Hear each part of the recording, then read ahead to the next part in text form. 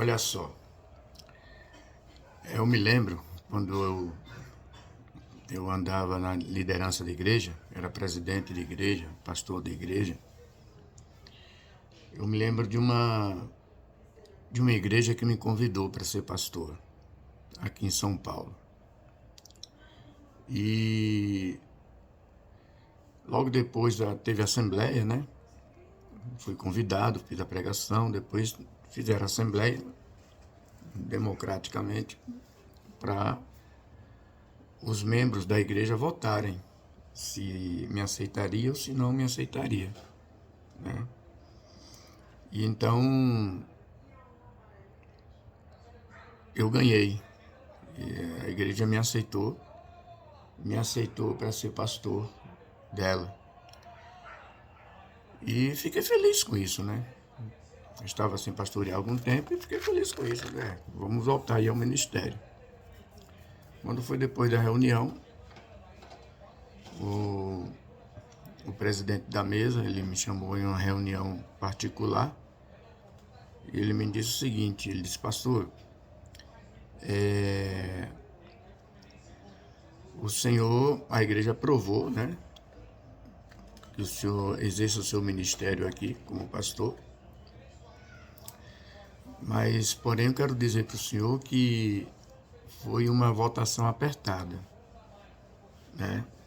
Foi muito apertada, assim, o senhor venceu com pouca margem de votos, né? Mas fica a seu critério, se o senhor quiser pastorear a igreja a si mesmo, tudo bem. Ou seja, a igreja estava praticamente, houve um empate técnico, né? Praticamente dividida. E eu acabei assumindo, né? Acabei assumindo. E vou falar para vocês que foi muito difícil. Uma das igrejas mais difíceis de administrar, de pastorear foi essa igreja, né? Eu me lembrei agora, eu estava sentado ali, me lembrei desse episódio, comparando as eleições entre quando Bolsonaro e Lula eles estavam aí decidindo a presidência da República. E que houve um empate técnico, na verdade, né? A vitória do presidente Lula foi uma vitória apertadíssima, né? Para os milhões, né, de eleitores. Foi uma vitória que tem no Brasil, foi uma vitória apertada. Praticamente foi um empate técnico. Então, eu comecei a balancear uma coisa com outra. Eu disse, olha, numa situação dessa, tem que haver um grande equilíbrio, sabe? Tem que haver um grande equilíbrio, por quê? Porque quando eu estava pastorando, eu vi que a igreja estava, né, aquele grupo que gostava de mim, aquele grupo que não gostava, né? Então era motivo de qualquer deslize meu, qualquer palavra mal colocada numa pregação, qualquer deslize, era um motivo de celeuma, né? Então eu vi que o Brasil, com a vitória do Lula, ficou nessa situação. Mas o presidente, ele é tão insensato, que na verdade, quem fez essa polarização, na minha opinião, foi o próprio presidente da República, o Lula. Por quê? Porque os eleitores da direita, os eleitores de Bolsonaro, são os eleitores que são a favor dos Estados Unidos, são eleitores que são a favor de Israel, defende os Estados Unidos, defende Israel. Aliás, o Brasil deve muito aos Estados Unidos. O Brasil deve muito a Israel. O Brasil hoje é um país democrático e está perdendo, praticamente perdendo essa bênção, essa qualidade, que democracia é qualidade, né? Por causa da direção que nós estamos tendo aí. Então, eu comecei a comparar uma coisa com outra e eu tenho percebido que essa discrepância grande, essa polarização, né, que está acontecendo no nosso país, a 90% de culpa não é de quem perdeu, é de quem ganhou. Você está entendendo? É de quem ganhou. Porque qual era, se o presidente fosse um cara entendido, fosse um cara sábio, né? Porque não é todo mundo que é sábio, né? Mas se ele fosse um cara sábio, ele tem que unir essa galera, ele tem que unir essa turma, ele tem que chamar para si essa turma, porque ele não vai presidir somente para o grupo que votou nele, ele vai presidir para todo mundo. Ainda mais que foi uma vitória super apertada. Então, na verdade, houve um empate técnico nessas eleições. Então, ele como líder da nação, ele tinha a obrigação de pacificar o país e de unir esse povo, né? Ele tinha a obrigação de fazer isso. Mas ele não fez isso. Ele tomou os caminhos completamente o contrário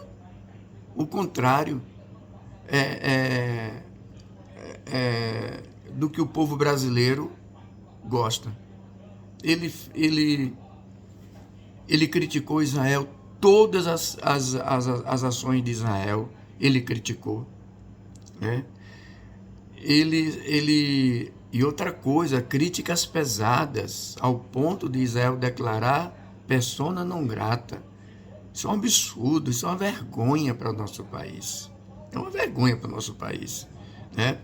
E ele foi, os ministros dele, eles foram em encontros do Irã, quando o Irã estava em guerra com Israel, em guerra com os Estados Unidos.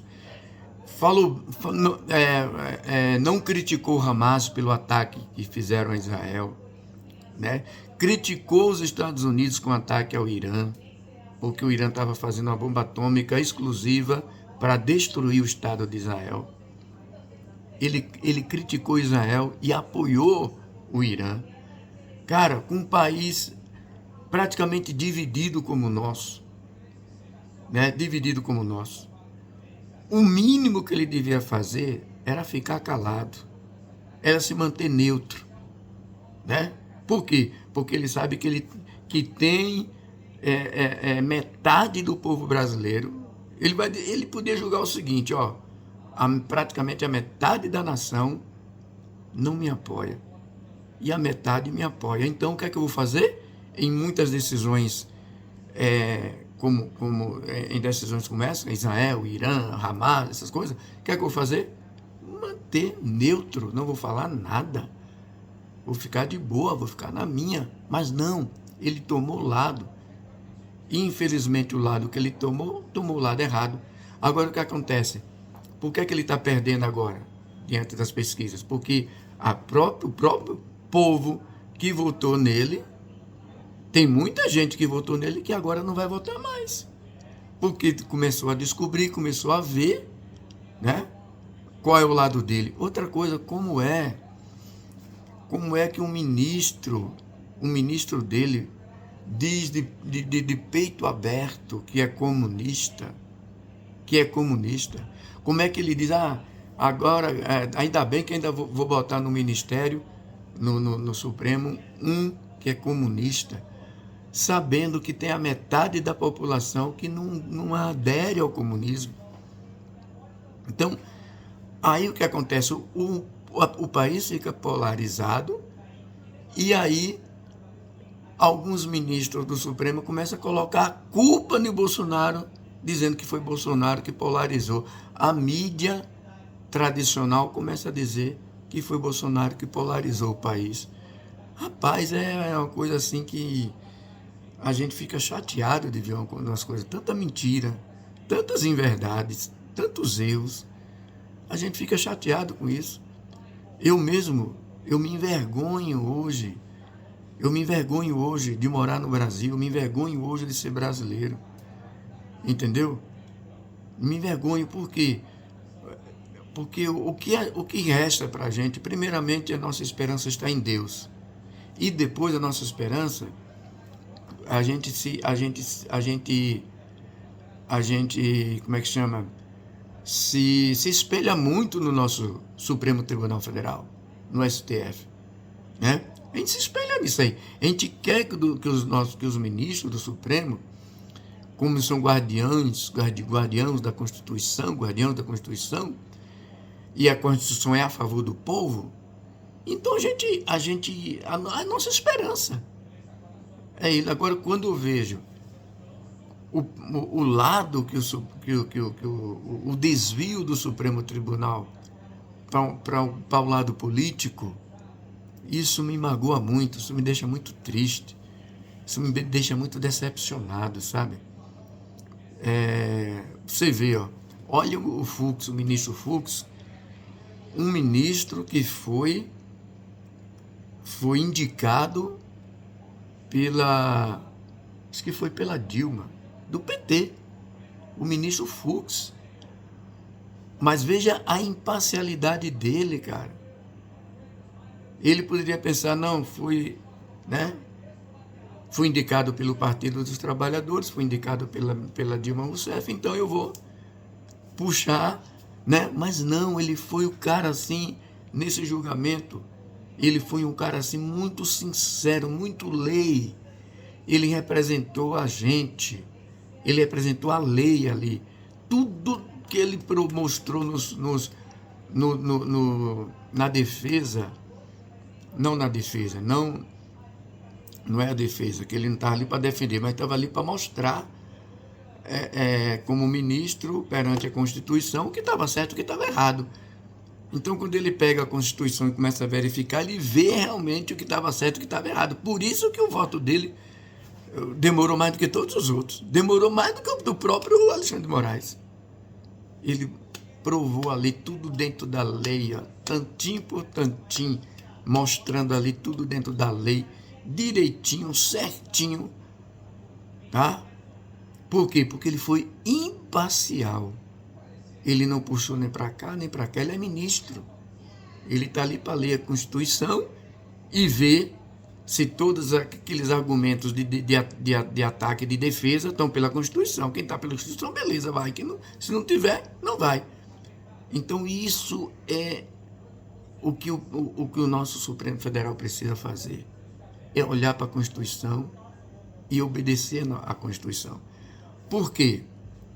Porque não existe instituição sem povo, sem gente. Congresso não existe sem povo. Supremo Tribunal Federal não existe sem povo, né? Não existe Poder Executivo sem povo. Então, o povo é o principal. O povo é o principal. Então, o povo espera do Supremo Tribunal Federal que ele leia a Constituição, que eles ensinem a Constituição para a sociedade, que eles mostrem a Constituição Federal para o povo, que eles defendam a Constituição. A Constituição fala isso e o Supremo Federal guarda a Constituição Federal. Então, todo mundo está debaixo da Constituição Federal, né? Mas não, eu fico envergonhado com isso. Tem muito... Eu não acredito quase mais em nada, sabe? Não acredito, eu estou muito incrédulo, sabe? É tudo política, é tudo dinheiro, é horrível uma coisa dessa. Então, para mim, eu fiquei muito orgulhoso pelo voto do Luiz Fux, dele falar sempre da Constituição Federal, bater ali a Constituição Federal, falar da Constituição Federal, diz isso, e eu gostei muito. Então, dou meus parabéns ao presidente Fux e gostaria de dar meus parabéns a todos os outros ministros que olhassem para a Constituição, independentemente de defender uma linhagem política ou não. Que Deus abençoe.